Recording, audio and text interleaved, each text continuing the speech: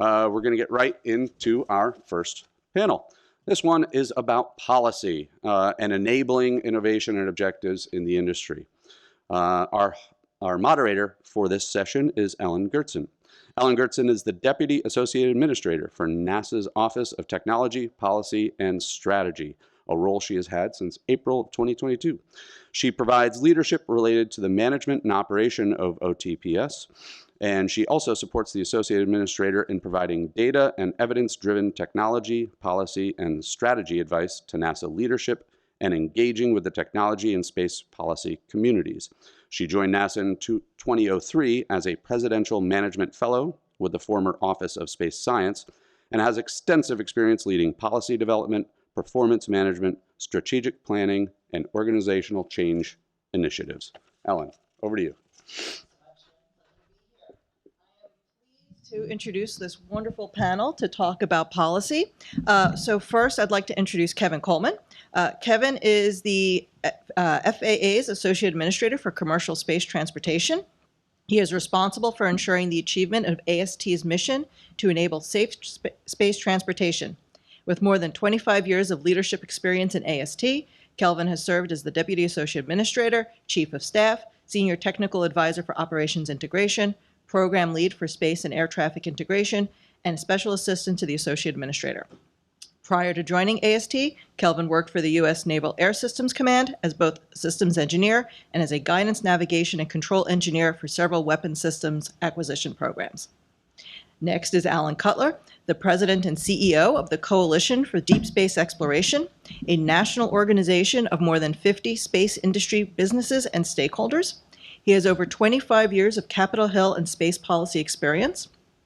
Prior to his role at the Coalition, Alan was professional staff for the United States Senate Committee on Appropriations, covering NASA and other space and science-related activities. He also served 5 years as a budget analyst for the Committee on the Budget for the United States Senate, covering NASA, the National Science Foundation, and the Department of Energy's Office of Science. Finally, we have Eric Stallmer.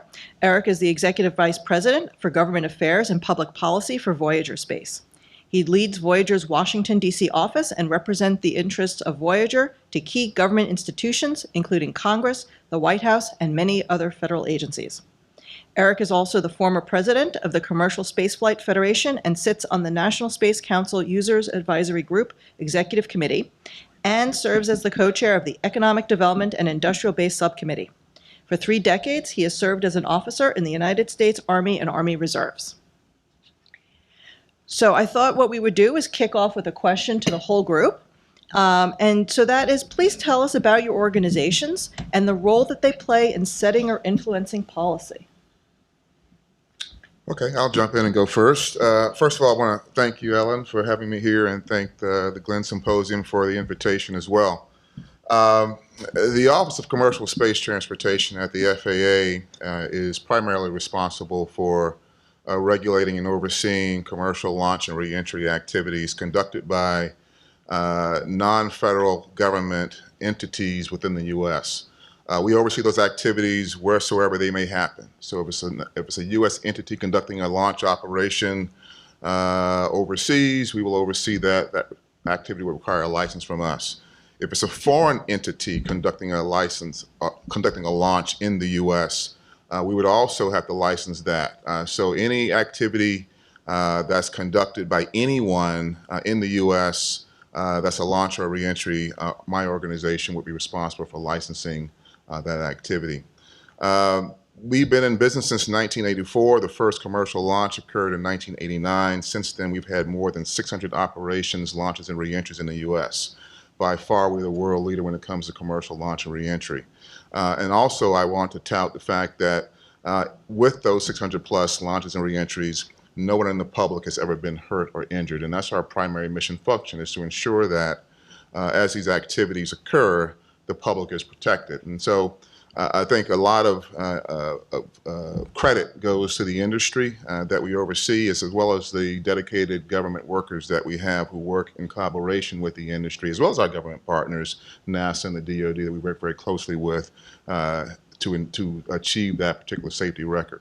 In recent years, we've seen a significant increase, uptick, if you will, in the cadence of launches. This year, we're up to 84 activities so far. Last year, we had 75. Next year, we'll break that record again. A few companies are launching quite a bit. I think you may know who they are. And we expect that to continue. It's an exciting time to be a part of commercial space transportation. We're working very closely with our air traffic organization to ensure that these launches, as they occur more frequently, are occurring in a way that doesn't necessarily negatively impact the operations that are going on in the national airspace system. And so we had a great meeting a couple of weeks ago with the aviation community and the commercial space community to bring those communities together to work out ways to efficiently integrate these activities into the national airspace system. From a policy standpoint, I should say, mostly what we do is provide and set regulations that are intended to ensure public safety, and that's where our policy work is mostly rooted, if you will, in our regulatory development. We'll say a little bit more about that a little bit later on, but we've been working hard on our regulations. We've done that in close collaboration and concert with our industry, and we think we have now a pretty good set of regulations that we think will enable the industry to move forward and continue to progress in the years to come. So we're pretty proud of that, but more work to be done. As the work is never done, quite frankly, but we're making great strides, and we're proud of our record.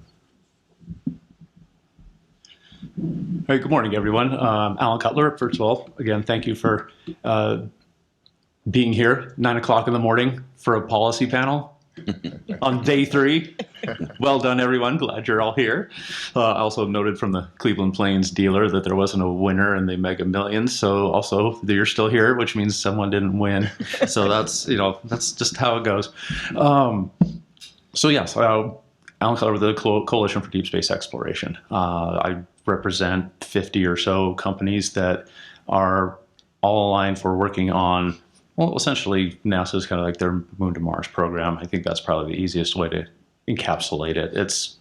We have soup to nuts. We go from big aerospace contractors down to small business companies. We deal with fasteners and aluminum panels all the way up to systems integrators and prime contractors. So I've got a wide swath of companies that I help represent in terms of advocating for honestly, a sustained presence for human exploration. I think that's something that goes beyond low Earth orbit. That's one of the things that separates the coalition from some of the other groups, is that everyone has their niches that they work in, but the space I work with is mostly on that kind of Moon to Mars world. In representing those folks, I mean, at the end of the day, we're an advocacy organization. We're there to help. I mean, if it's influence policy, that's great, but also advocate for policies that are there or goals that we have set as a country, that NASA has set, that we believe in. And I think from the influence standpoint, it's an interesting world to be in, because you have a lot of actors. It's not a single place where you can go to influence policy. I mean, even within the executive branch, you have each of the agencies and departments that you get to work with. You have folks at the White House, you have the Office of Management Budget, and that's just the executive branch. And then all the activities that they do there, because they're constantly either setting their goals, things are moving around based on schedules. You have the budget cycle that they're working in, either the one that they're executing in, the one that's currently being debated, and the one that they're trying to build off of. So you've got 3 budgets you're always having to work with. And then it's not in a bubble. I spent a lot of time on Capitol Hill, and as most people, when they pick up their news feed, sees that Capitol Hill is an interesting place. And because of that, you have a very fluid dynamic in terms of, just because the goals have been set by the administration does not necessarily mean that Congress is in agreement, or they may be in agreement, but the process by which that goes through does not line up with the way they think. So there's a lot of activities that you have to keep involved in on the advocacy piece. And some of that is, honestly, it's a bit of education. you are there doing informing the agencies, informing the members of Congress, their staff, on what my members see on the ground as happening, and it can be a challenge. Just recently we had the lander selection for the sustainable landers. I had members on both of the teams that were bidding. Some of them are aligned with Blue Origin, some of them are aligned with the Dynetics team. I kind of have to be at that 10,000 foot level. It's like, you know what, landers are important. That's a good thing. And so it was like, but here's why. And so part of my job is to sit there and take and distill from what the goals are from the agencies to what's going on with the companies, my member companies, and the industry as a whole. What do you see happening when something occurs, a delay happens, a date slips? How does that impact not only the companies, but how does that move? How are we trying to move things forward in that environment? And so it's a two-way street. I do have to, there's the influence of policy, but then there's also on the back end, coming back to my members and explaining to them, here's what they're thinking and why. And it's always this back and forth. So I think, from a policy perspective, in terms of influence, it's an ongoing battle. You're always trying to, you want to help out where you can and help identify issues that may not necessarily be known or understood that's coming up from industry. And so you kind of have that opportunity to help that out. And in the absence of, how do I say this politely? Logic and reason. Yes, that could be another. That's one. Consistent budgeting, another. There's a lot of issues, so many issues, but it's certainly one of those things that you go through, and as an organization, we try and work in that environment as best we can in order to provide the industry's input on how to implement the goals that NASA and other agencies have set forth for advancing deep space exploration. Great. Thanks so much, Alan. And thank you, Ohio. It's great to be in Ohio. From a Voyager perspective, we're making a big commitment to Ohio, to The Ohio State University with the George Washington Carver Science Park, to a recent acquisition, a new member of our families in technologies, and to work at Wright-Patterson Air Force Base. So we're really crisscrossing the state and love being here and really appreciate the delegation. Appreciate the folks at NASA Glenn for their hospitality yesterday. It was a fantastic tour and learned so much. And it really puts things in perspective as we're here on stage talking about policy, but it's the implementation, all those things that happen in Washington, but it's when you come out to the centers, the NASA centers and elsewhere, to really see, that action and work, those efforts in work. And it was just great to get into just the 4 buildings that we went to. So I was really, really impressed. But thank you so much for having me today. As I was thinking about the remarks earlier, I was sitting next to my 2 friends and colleagues, three friends and colleagues, but for Kelvin and Alan in particular, I realized that I've been at the intersection with both of them on a lot of the things that Alan was just describing from an industry perspective. But I walked in his shoes running a trade association and representing the needs and the concerns of industry, and also walked hand in hand with Kelvin on really developing the policy and the regulations that we needed. And what you realize is that the most important thing when it comes to shaping policy and doing your work, and Alan had the best quote of the day, I think, Capitol Hill is an, interesting place. Yes, it is. Yes, it is. And Washington as a whole is interesting. But you don't do it without the partnerships that you develop and the collaborations with your colleagues, and it really comes down to friendship. There was at one of the conferences recently, NASA hosted, I think your office, Ellen, hosted a kind of a listening session with all of industry and saying, hey, we've got a lot on our plate coming forward, and what are industry's concerns, and what is NASA doing right? How can we improve? And I kind of led off the discussion, said, NASA's been a great partner. We're working with NASA from a Voyager perspective on commercial space stations, First time we've built a commercial space station, the first time anyone has built a commercial space station. So there's a lot of questions. And when you have questions like that, you go to the best, you go to the authorities, and that's been NASA. And so I was kind of launching all these platitudes and accolades to NASA. And I was like the skunk at the garden party. And then everyone else like laid in, well, NASA's not doing enough on this, and NASA needs to tell us on certification and this and that.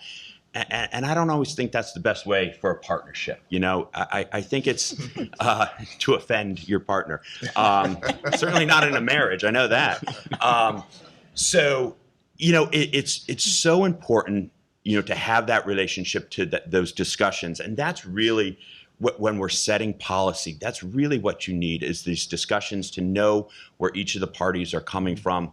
From wearing my CSF hat, Kelvin asked me a simple question right before this session started. He's like, "So where do you feel on this issue that we're discussing lately?"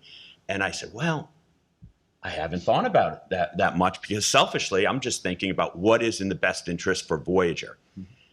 And Alan's role now is what is in the best interest for industry as a whole. And at CSF, that's what we had to think about. What are the launch companies, you know, what are their concerns? What are the satellite operators? What are their concerns? And you get a little more myopic as you're setting policy. So coming to Voyager, we acquired 7 companies, not all at once, you know, but one at a time. And as we looked at these companies, I would say to them, what are your policy concerns? What do you need help with? And they would tell me all sorts of things like, well, the acquisition system is broken and we need more Buy America provisions or what this or that.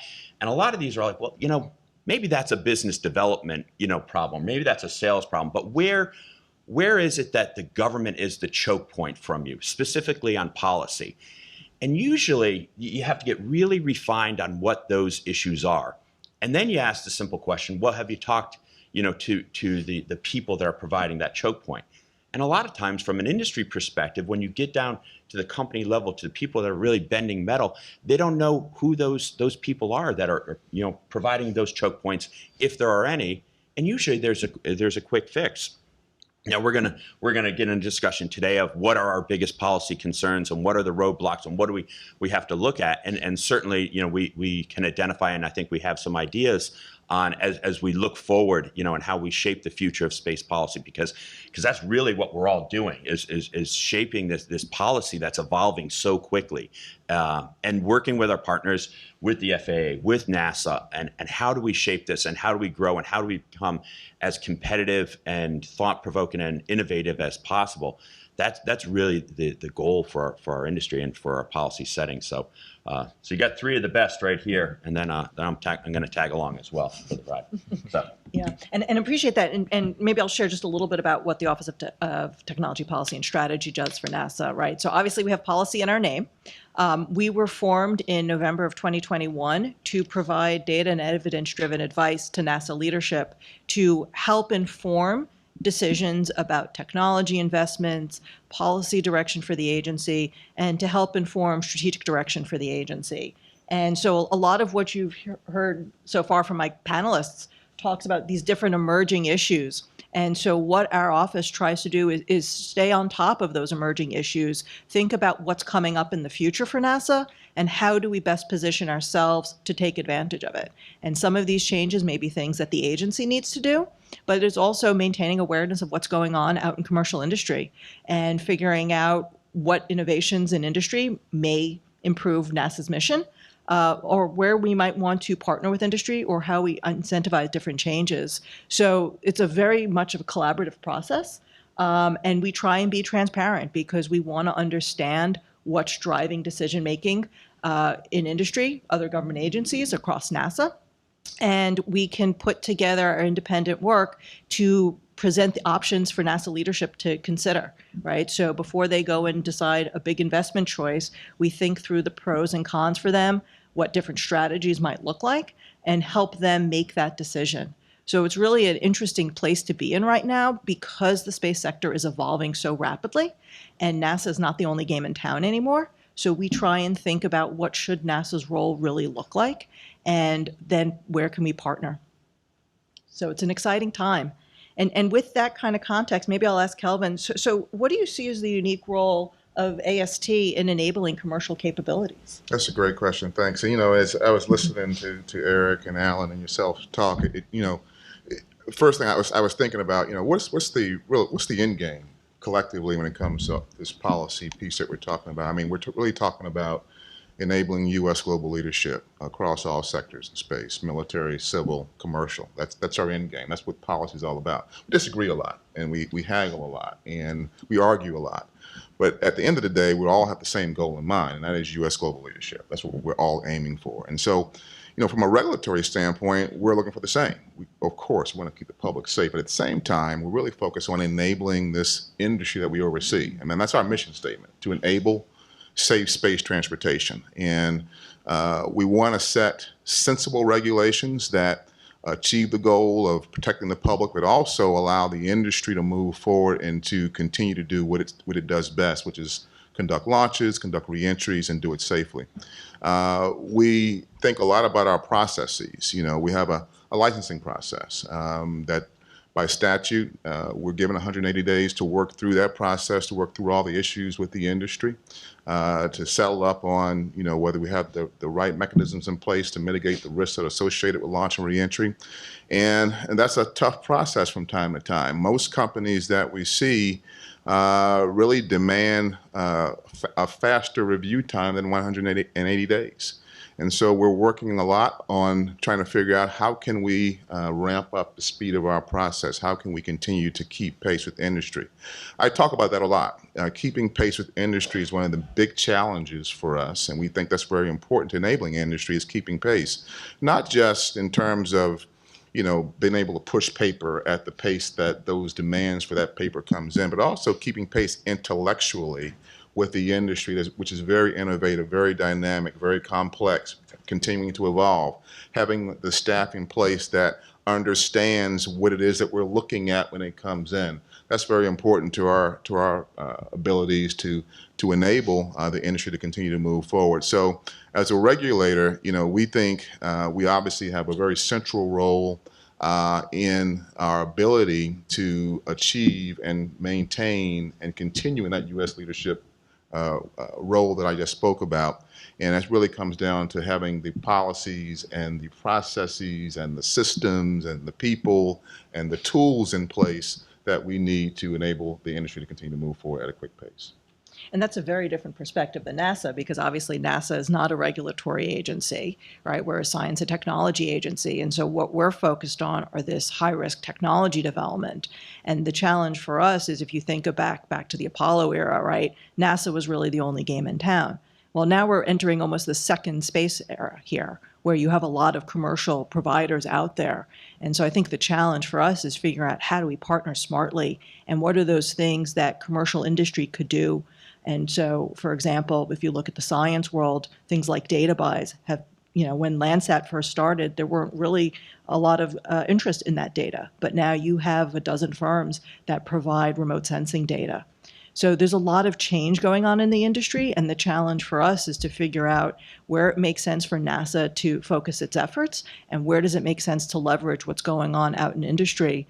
And there's places that are emerging. So, for example, in the area of space situational awareness, where NASA wants to take advantage of what industry is doing. We don't view our role as debris cleanup, for example, but we know that there are plenty of firms out in industry that are interested in that market. And so how do we work with them, and how can we be a good customer for what industry is providing?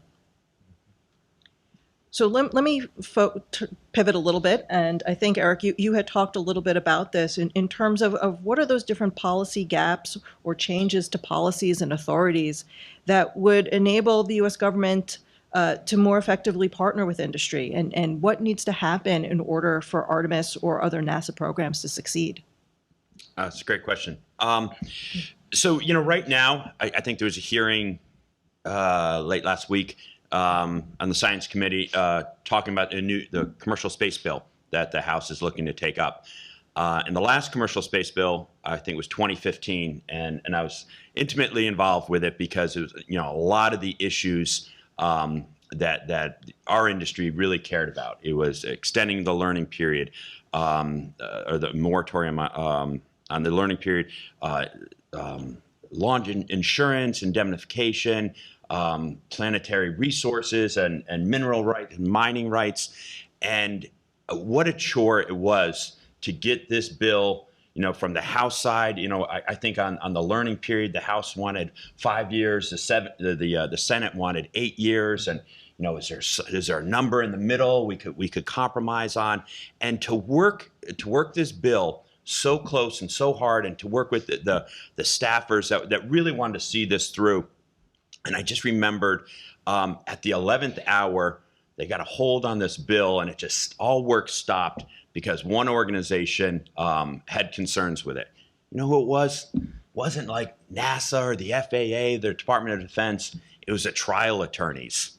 The trial of all people, the trial attorneys, because they wanted the right to sue if something happened. So everyone can get their share. But we were able to work through it. And as I see this evolving now with the next generation commercial space bill and the needs that they have, there are some updates that are going to be necessary on how we evolve as an industry and how we develop. And as Kelvin said, we want the government to work at the pace of industry, and that's just not realistic all the time. But you have to continue to work with your partners, and maybe not be. Kelvin isn't going to say this, but I'll say it from the industry perspective. So needy, just work with your partners. I think a big issue for this upcoming bill will be mission authorization. We look from a Voyager perspective. We look at it this way: we're building a space station. All right, so our goal for building this space station is to have it launched by, let's say, 2028. So let's work backwards. What needs to be done for us, and what roles do the government? From a technical perspective, yeah, I think we can do that. We've got great partners. We've got domestic partners, international partners. We have our government partners, so we know how to do that. But what about insurance? How do you cover insurance when there's not enough insurance for the not just for one company, but for the entire industry in that marketplace? That's a big deal. From pre-launch, launch, post-launch operations, we all have to think about that. Is the government going to be helpful to us? Who is going to authorize this? How are we going to be in compliance with the Outer Space Treaty? Is it going to, what are the State Department's needs going to be? What are Commerce and FAA's needs going to be? And how are they all going to work together on this? I remember a company that wanted to launch a rover to the moon really sat down and thought this out. What if I want to go, launch my rover to the moon? What do I need to do, and what steps do I have to do? And I think they had to talk to 8 different government agencies to launch in each step of the process. Sadly, not because of that, but that company's out of business, probably because of all the legal work that they had to do to figure out the regulatory path forward.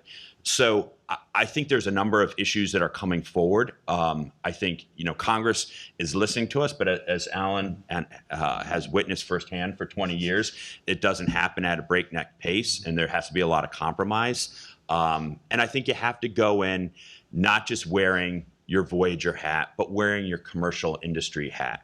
How does this help the industry? We're one company that are building a space station. So is Blue Origin. And so is Northrop Grumman and Axiom as well. So what do we have in common? What are our collective needs that we all have, that we all share? That makes it a whole lot easier when you go into the policymakers and you're trying to shape that on what are the collective needs of the industries, rather than just kind of the selfish needs of this is for me only, and this is what I want in the needy aspect. Turn it to Alan. Yeah. Well, Eric covered a lot of water there, so I won't try and retread it.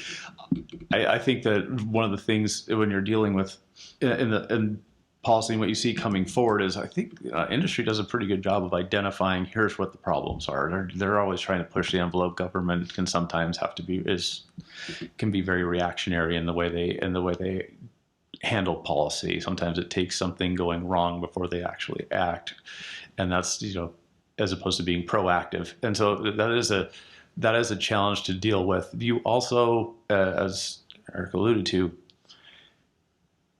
you get into the push and shove of trying to get an authorization bill across the finish line, and you think you've got everything covered, and like you said, then the lawyers show up, and that's never a good thing.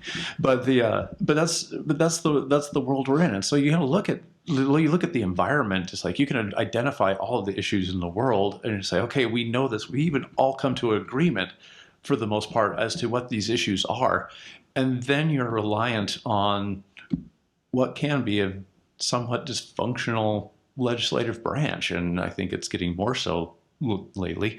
But that is something you have to take into account. So when you hear these, I mean, the front end of the year, we had budget hearings that were on both House Science and Senate Commerce Committee. And in their opening statements, both chairs said, we want to move an authorization bill. And one said, well, we want to move one this year. And the other one said, we want to move one this Congress. Congress is a 2-year entity. And so when you hear things like that, you hear words like that, it's like, we'd like to move in this Congress. Then you start going, oh, is there a problem here? One wants to do it this year, another one's, maybe it's just the priorities of what's going on in the committee and their jurisdiction. There's other things that are happening, but you do have to sit there and look at this, and then you look at the environment and say, okay, we have a bill we can all agree on as an industry. Here it is. They roll it in, and they roll it out, and you leave it to the legislative branch to try and pass the bill. And it is a tough world out there right now. You have people that are holding up nominations for, on the State Department side, on the defense side. You have people there's writers that can get attached to legislation. There's a lot of tit for tat going on. People trying to get there could be some grudges that could be out there from previous actions and previous Congresses that we're going to make a difference on now. We're not going to let that happen again. And you're trying to do good for the industry and for the agencies and trying to move the ball forward. And you're trying to work in this environment where it is so fluid, and what you're fighting against may not even be in your area. It could be completely unrelated somewhere else, but it's the logjam. And that's the environment you're having to work in. And as was highlighted, you want to have those good relationships. You want to have relationships with the members. You want to have relationships with the people in the administration and the agencies, because if you don't have those relationships, I mean, it's hard enough as it is, but try and do that without having relationships. That's just a nightmare scenario. You're really going to get nothing done. And so, so I think industry does a very good job of identifying the issues. That's there. It's a matter of, can you get those issues moving forward in a way that in the environment you've been given to make it possible. And sometimes, despite your best efforts, that can be hard. And other times you can have great success and it's fantastic and everyone moves along and we're all happy. But yeah, it's hard. It's a tough gig, but we're all pushing in the right direction, I think. So let me ask one more question before I open it up to Q&A. And that is, what is all of yours biggest lesson learned from prior or existing public-private partnerships that should influence how we think about future opportunities? I will say that I think it's really important to engage with a broad group of stakeholders early and often, and to keep in mind that policy development is a long, hard process, can be frustrating, and requires some patience. I can recall in 2010, under the Obama administration national space policy, it called for a study on space traffic management. And today, we still don't have an authorization for space traffic management, although there has been a policy directive that assigns the Department of Commerce that responsibility. But it took, a decade and a half to get to that policy directive. It takes a lot of time. And we knew back in 2010 we had a real problem that we needed to address then. But it took us a decade and a half to get there. Eric mentioned mission authorization, and that's an issue that's sort of crept up more recently. Lots of opinions, lots of ideas, lots of stakeholders weighing in, and that's how policy works. I mean, there's going to be a lot of voices, a lot of different opinions about things, but you will have, at the end of the day, I think, folks coming together and trying to figure things out, what's in the best interest of the collective. From a more personal, direct standpoint, just a few years ago, we were able to put forward a new rule. We called it a performance-based rule on launch and reentry. We had rules that had been on the books since the late 80s, early 90s, early 2000s, that have become somewhat outdated. Eric, you should tell us that quite a bit in your testimonies on the Hill. You know, we were sort of pushed to come up with a new rule pretty quickly. Space Policy Directive 2 directed us to revamp our rules and put in place a performance-based rule.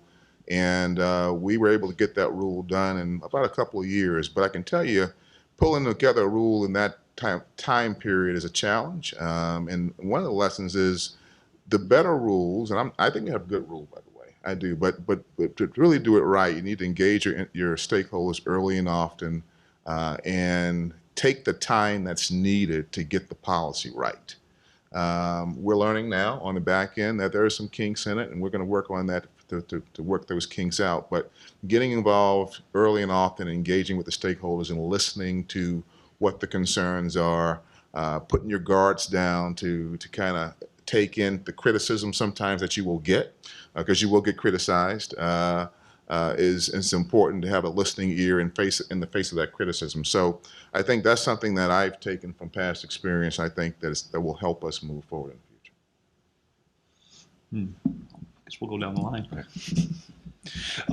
So, you know, when I sit there and think of like from actual examples, I think when I think of policies and the public-private partnerships piece, a lot of times it just revolves around what are you trying to accomplish and how are you going to accomplish it?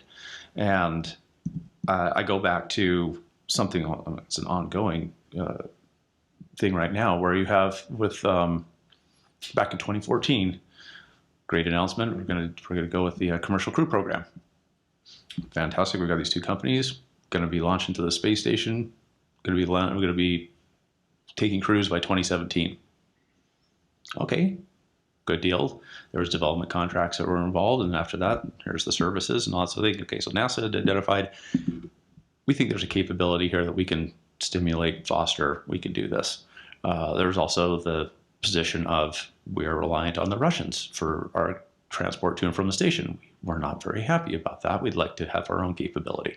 And so you had a policy of like, we want to have our own domestic capability to do this, and we're also trying to help the industry sector in doing the activity. And so you've got public-private partnerships. You had milestone-based contracts at the front end and all that, and it's an interesting example of looking at, okay, here's we had multiple goals happening, and how are we going to do it?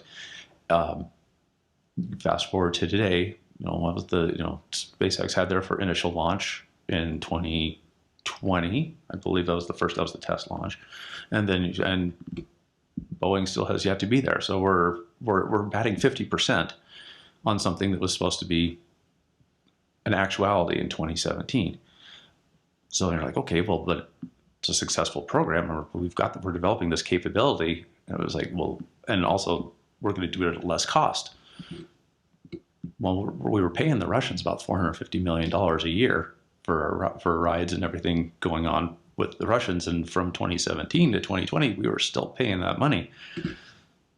Do the math, that's like $1.3 billion. I think about 3.25 or whatever, but as a policy, you're kind of like, okay, we were trying, if we're trying to do this less expensive spur industry, not rely on the Russians, and yeah, you've got the what and the how.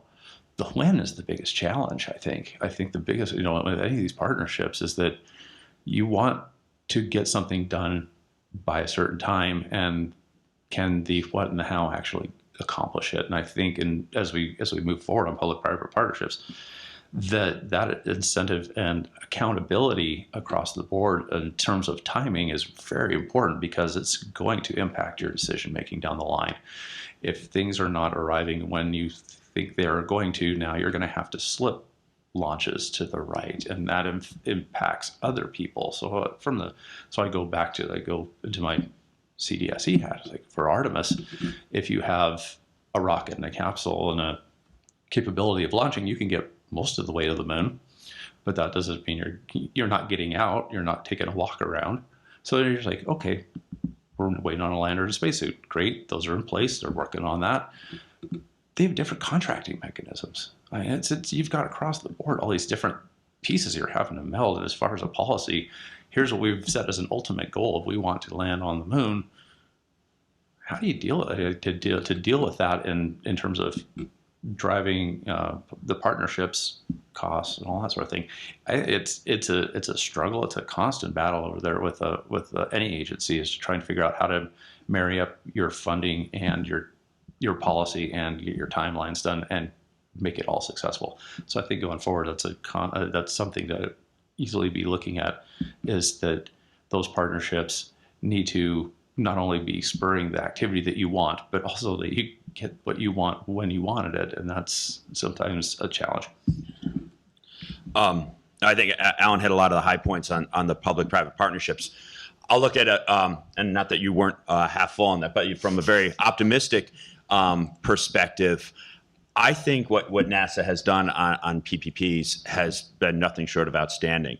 I mean, it really changed the paradigm of how we operate in space, and putting the onus on the commercial partners. And it's one of those, be careful what you ask for, because maybe you'll get it. It's the dog finally caught the car, and now what do you do with it?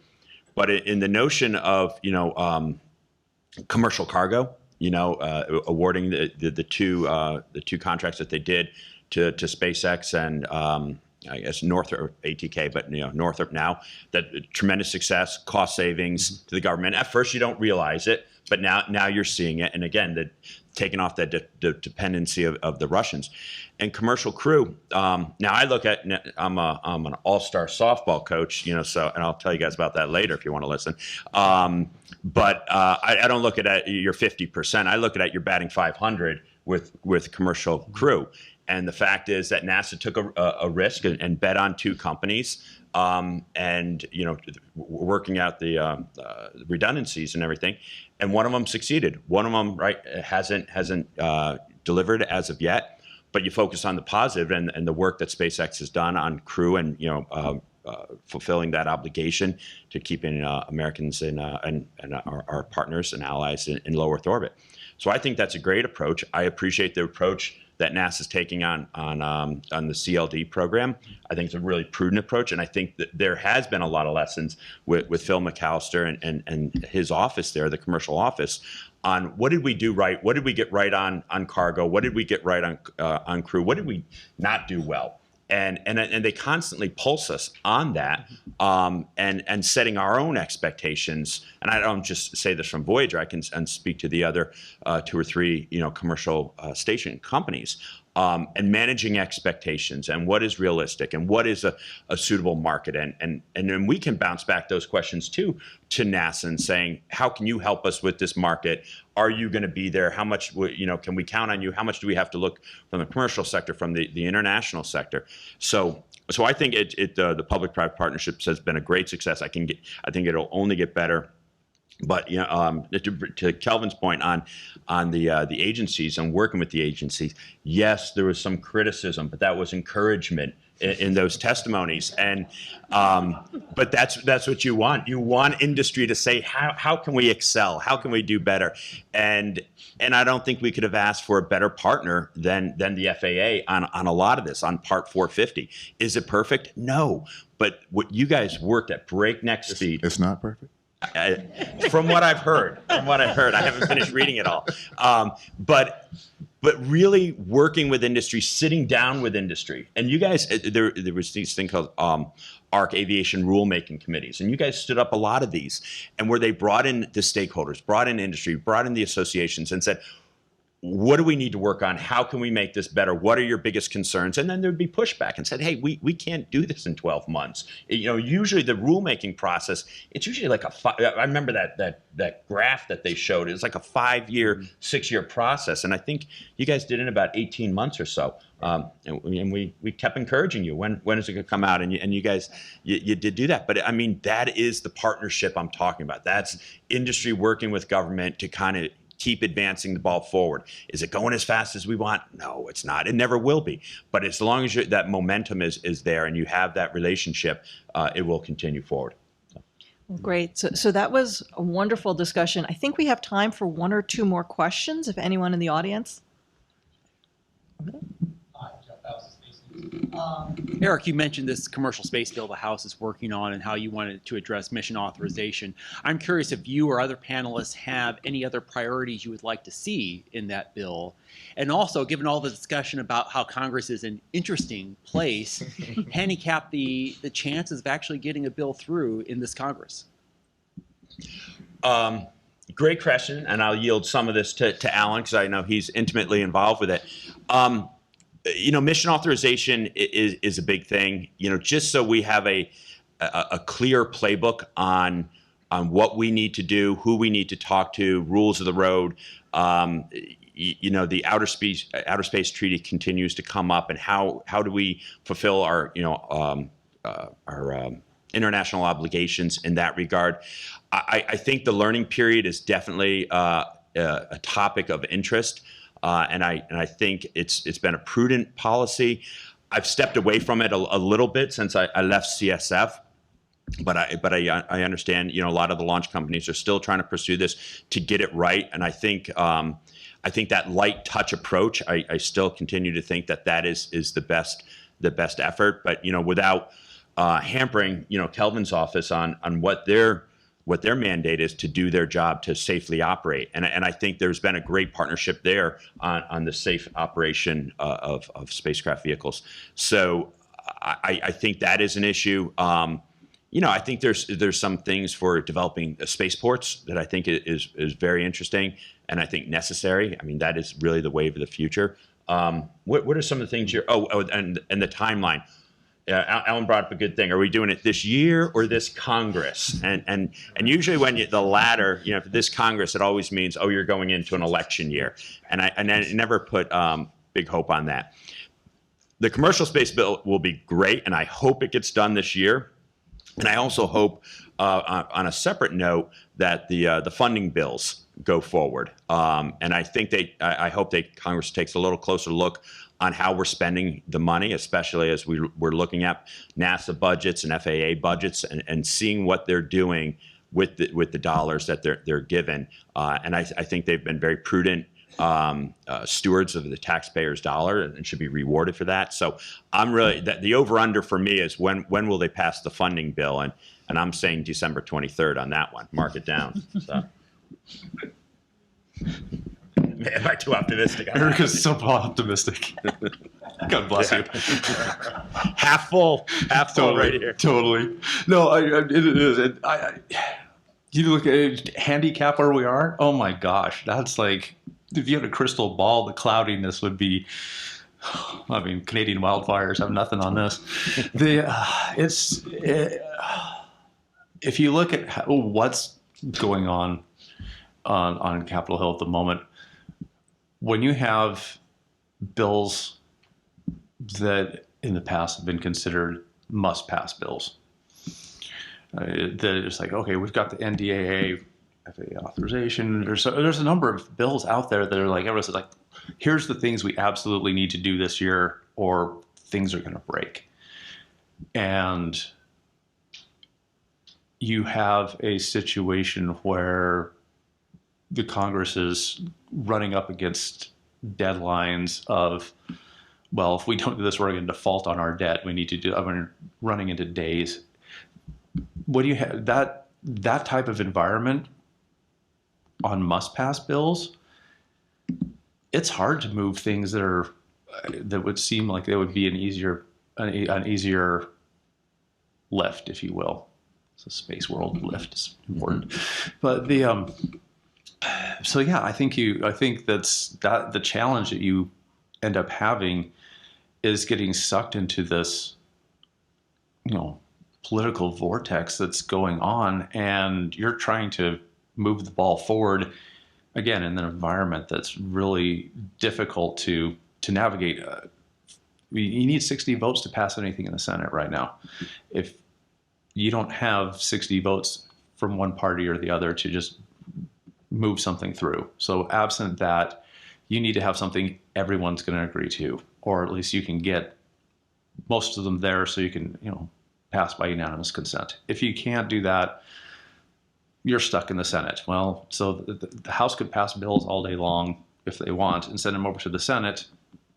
and the Senate things will go to die there. I mean, it's entirely possible. So that's the challenge you have with these tight margins in both the House and the Senate. We see what the challenges with the House, with the Majority Leader McCarthy's having and hurting his cats over on the Republican side, is that this is an environment where either everybody is so in agreement that they can't dispute anything and that will happen, or if there's any ounce of advantage you think you can get by holding something up to get something else somewhere else or position it for future negotiations, that is bogging everything down, and that makes it hard. So optimistic, I think it would be great to get a fully comprehensive NASA authorization bill. That would be fantastic. The CHIPS Act had some stuff in there for NASA authorization. It wasn't necessarily comprehensive, but it was there. So things are sort of moving, but you do have the launch. How do you deal with the moratorium? Can you get that by October 1st? Get something passed? Is that something everyone can agree to, or is it going to get bogged down? You just don't know right now, and that's just a bad place to be. So you do really want to sit there and work those relationships as best you can. Like, here's why this is important, and this is an important industry challenge that we need to address. Why don't we go over to you for the last question? So Eric mentioned the full session of the House Committee last week. One of the opinions expressed in that session was that despite the learning period, right, the industry is actually being regulated. We're just piecemealing together a bunch of other regulations that were really intended for other segments. An inference there was also that there are some other countries that are starting with a clean slate, right? And so that might give them an inherent advantage. And so what I wondered is, what are your perspectives on that opinion? And if you agree with it, what might be some suggestions the U.S. can do to eliminate that disadvantage? The disadvantage of not having the rule in place. Of not starting from a clean slate and trying to develop regulations by piecing it together across other segments of the industry. Yeah, that's a great question. I think sometimes people imply with all as we develop in the rules and regulations that this is, like the Wild West of space. And I take umbrage on that, that notion that, and not what you're saying, but when others are saying there aren't these rules in place, there's plenty of rules in space. And this is, again, when I say, be careful what you ask for. We wanted, robust launch capabilities. Now we're, when I get to CSF, I think, or Kelvin, you know the numbers. I think in like 2014, what did you guys have? Like 21 commercial launches or something like that. And how many commercial launches are you guys going to have this year? 85. 85. We're up to 85 so far. 85, yeah. And here we are in the summer. So this is a good problem to have. I think from an international perspective, I hear this a lot, and we can look at it from our allies' perspective, whether they're going to build a launch facility in Great Britain and they're going to do astronauts there, or if you look at it more from the threat that China poses. I think there's enough rules in place that we can get by. It would having more clarity and transparency in the rules, I think, is obviously ideal. But as Alan's always upbeat assessment on the operations of Congress, it puts in perspective that it is concerning. Tommy and I were talking last night. A buddy of ours is a commercial astronaut, and he's going to be flying to space, and he's flying pictures of our family in space, and he's flying November 21st. Is that going to be impacted, but by the expiration of the learning period, So it's interesting, and it's interesting how we can prioritize this with members, because this isn't guns or abortion or any of the other crazy issues that are really dividing, the country and the House and the Senate specifically. This is space, and I think everyone sees it. That space really is in the best interest of the United States to keep us in a great leadership perspective. So one would hope that we could coalesce on some of these rules and get this through. But as I said, we thought we did everything right. We had everything checked on our bingo card. and then there's the trial attorneys. So you never know who could stop it, but I do hope that we can cobble it together. You know, I'm sort of optimistic. You know, what I understand and appreciate is the fact that we've been doing this for a long time in the United States. And yes, we have a number of different parties that are involved in different aspects of commercial space or space in general. I think our international partners have had the benefit of learning from us and seeing what has worked and what hasn't worked, and have been able to pivot to things that we might say, well, you know, that's desirable to have, you know. I know we have a lot of collaboration and engagement with different countries like the UK and France and others who are really looking to learn from us. And we've shared a lot with them in terms of how to stand up an appropriate regulatory regime and what those ingredients are to be. So, you know, in our comprehensive dialogues that we've had with, you know, again, most recently with France and Japan, you know, again, what we were able to see was they were able to benefit, they have benefited a lot from the United States. And yes, they do have some things in place that you say, well, that looks pretty darn good. But let's keep in mind that we are still very far ahead in terms of what we're doing from a commercial space, from a commercial space standpoint as compared to those countries. And so I'm optimistic. I know we can say from time to time our system has its kinks and it has its flaws, but I think it's worked well over the course of time. Great. Well, thank you to all of you for such a great discussion. And I think I'll turn it back over to Jim. Excellent. Thank you, everyone.